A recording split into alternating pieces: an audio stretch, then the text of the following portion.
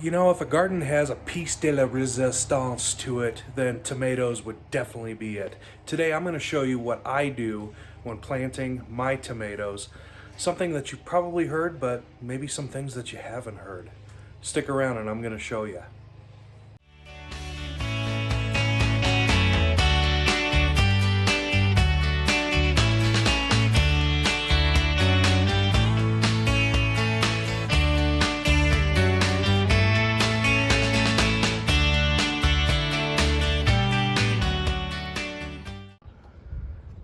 So guys, as you can see, the tomato bed is out.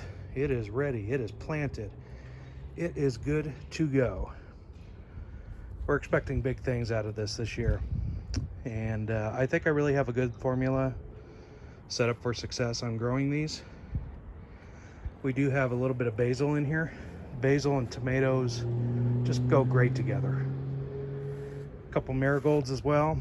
That's great for just hoarding off a lot of pests that might attack your plant. But I'm going to show you how we do this, guys. Come with me, I'll show you what we do. Now, what is it that's going to keep this thing alive and flourish throughout the season? Well, there's going to be several things.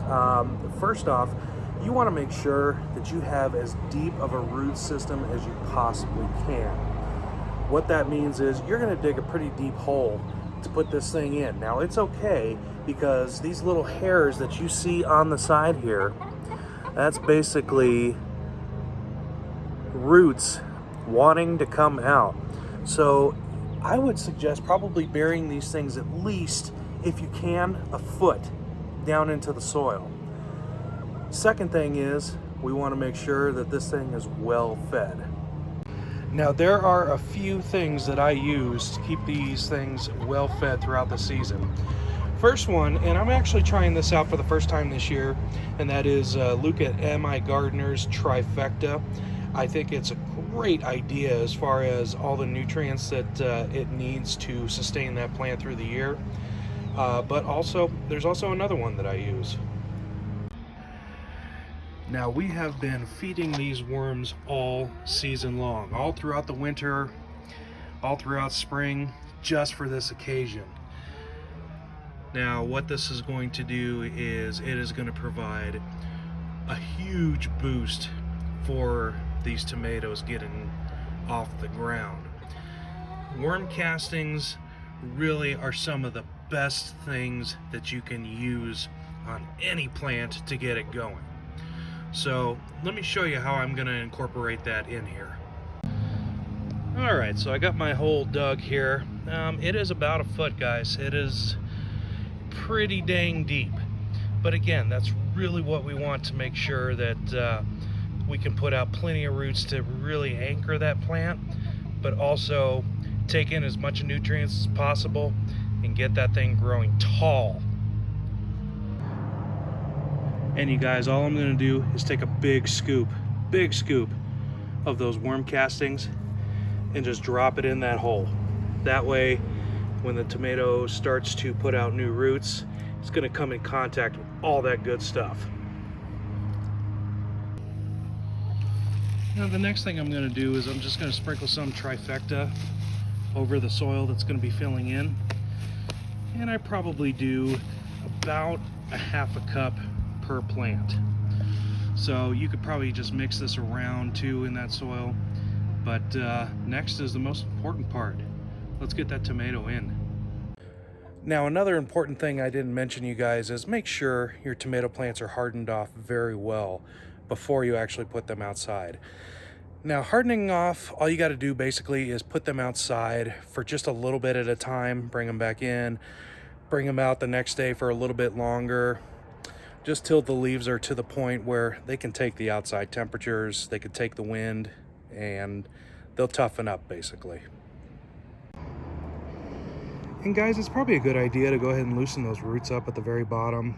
This thing's going to be kind of root bound by now, so make sure you're kind of fluffing those roots out just so they have another direction to go besides wrapping around each other. But after that, let's get that in. Now, if you look closely here, I snapped off a lot of the branches at the bottom. You want that. You probably only want just a good, I don't know, maybe 3 to 5 at the most sticking out. That way you have plenty of room for that stem to actually start growing roots once it's in the ground. Plus, you don't want leaves actually touching the ground. That's a good way to make those leaves go bad. All right, so we got our plant in. It is sitting on top of all those lovely worm castings. We have our trifecta here. I'm just gonna kind of mix that up a little bit just so it's not such a shock to the roots. We wanna incorporate that in the soil. We don't wanna absolutely pancake the entire plant with fertilizer. Just mix it into the soil nice and evenly. That way it's easy for that plant to take up those nutrients over time. And then we're just going to kind of fill this in. Make sure you kind of stand your stem up good. And that soil is going to support the plant.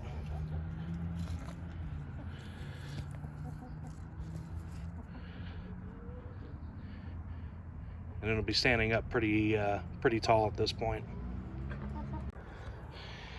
Now, if you look here, I do have a stem that's kind of touching the ground. What we want to do, guys, is just kind of snip that off. I just usually use my thumbnail to clip that very gently. And I think it's okay to actually get this as well. So we'll just leave these top leaves, which is more than fine. Now for trellising, well, in this case we have several options. We can actually have it rest up against the cattle panel here, but I prefer a different method. So what I'm going to do is go ahead and put in a bamboo stake. It does really well once you get that hammered in down nice and tight. Holds up extremely well against the elements, against the wind, and it's going to make sure that that plant stays upright like it's supposed to.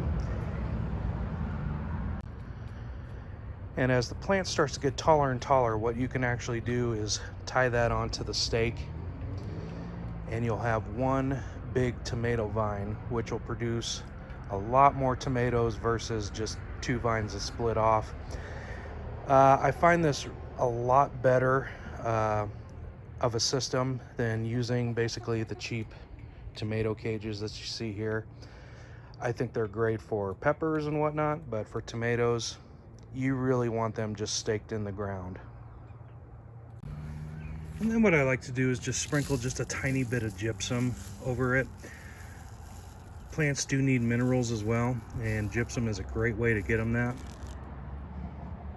And then next I like to sprinkle in just a little bit of crushed up eggshell just to put on top.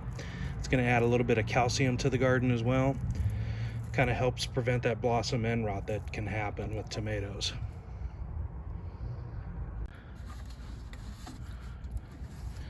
And lastly, just make sure you're watering that in nice and moist. I know, great word, right? You don't want to get it on the leaves, just get it down towards the bottom. This is going to help reduce the transplant shock from those roots going in.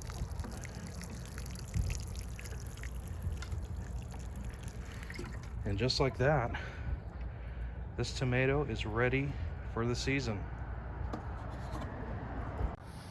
And guys, a big important step here that I failed to tell you about was you want to mulch this.